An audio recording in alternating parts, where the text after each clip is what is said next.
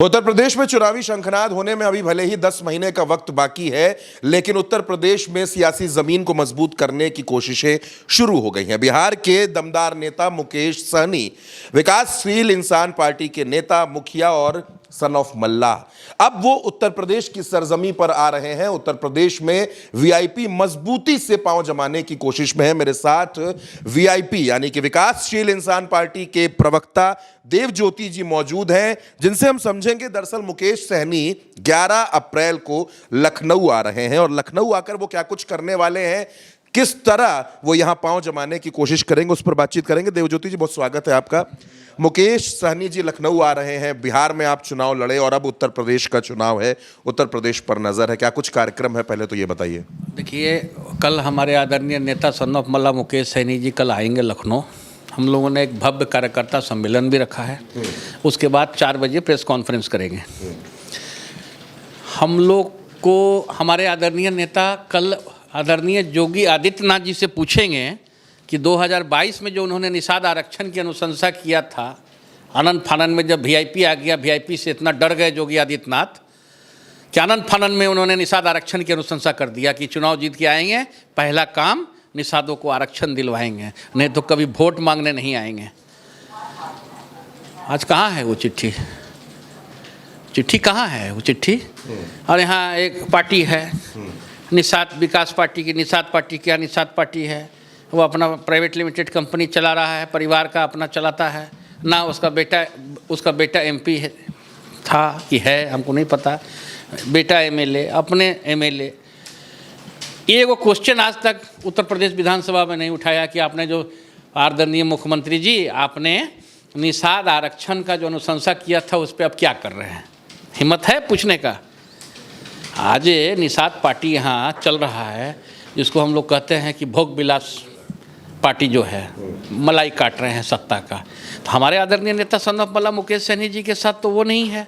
हम लोग को तो बर्खास्त किया गया था बिहार मंत्रिमंडल से 2022 में, धक्का देके निकाल दिया गया था कति पिछड़ा का बेटा को, निषाद का बेटा को। उसके बाद भी हम लोग अडिग रहे हैं और आरक्षण नहीं तो गठबंधन नहीं तो भारतीय जनता पार्टी को वोट नहीं। इसी तरह से याद दिलाने आए हैं योगी जी को कि 22 का जो चिट्ठी था वो क्या किए। चिट्ठी जो भेजा, इसका मतलब केंद्र आपको वैल्यू नहीं दे रहा है। जब आपका चिट्ठी का वैल्यू नहीं दे रहा है तो आप कैसे मुख्यमंत्री बनिएगा, नहीं बनिएगा? हो सकता है इसमें भी प्रश्न चिन्ह है कि उनको हटा के दूसरा चला रहा है बीजेपी। एक वैल्यू होता है ना चीफ मिनिस्टर का। आप उसके बाद आप आते हैं संजय निषाद जी के बारे में।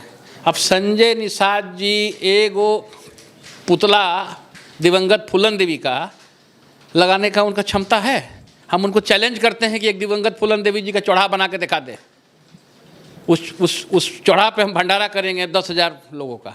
बनाएं 10,000 लोगों का भंडारा करेंगे। जिस दिन अनुशंसा करा के योगी आदित्यनाथ जी से उद्घाटन करवा दें कि एक फूलन देवी जी का चौराहा नाम दे दे, फूलन देवी चौराहा, तो हम वहाँ 10,000 लोग क्या, हम 1 लाख लोगों का भंडारा कराएंगे।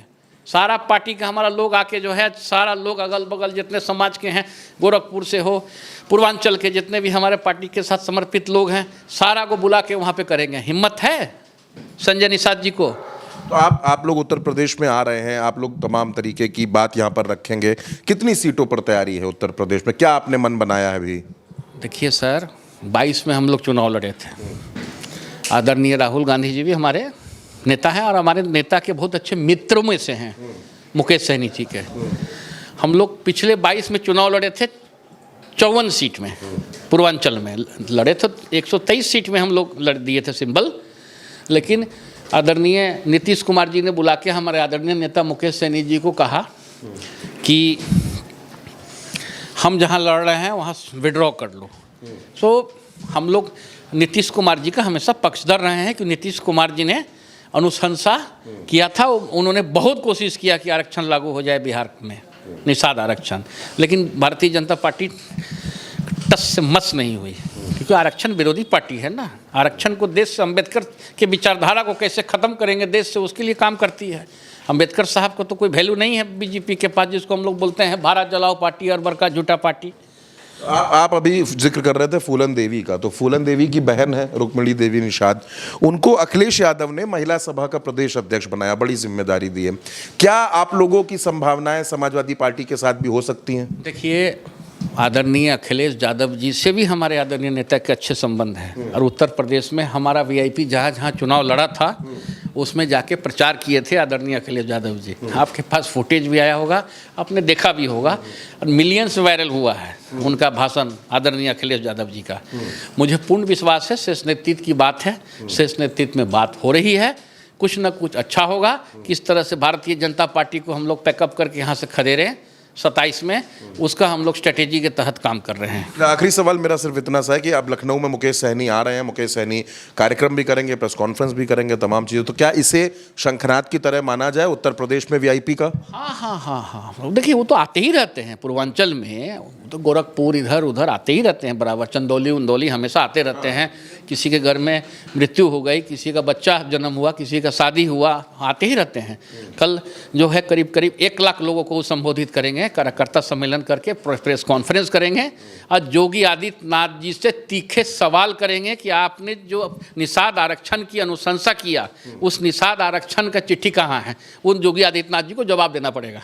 बिल्कुल, बहुत बहुत धन्यवाद। और ये देवज्योति जी हैं, वीआईपी के प्रवक्ता है, और सीधा सवाल योगी आदित्यनाथ से करने के लिए मुकेश सहनी लखनऊ में आ रहे हैं, और जाहिर तौर पर ये विकासशील इंसान पार्टी का बिहार के बाद अब लखनऊ में बड़े पैमाने पर पांव मजबूत करके उत्तर प्रदेश के चुनावी दंगल में उतरने की ये शुरुआत है, जिसका शंखनाद लखनऊ से हो रहा है, यूपी की राजधानी से 11 अप्रैल को हो रहा है। फिलहाल मेरे साथ इतना ही, नमस्कार।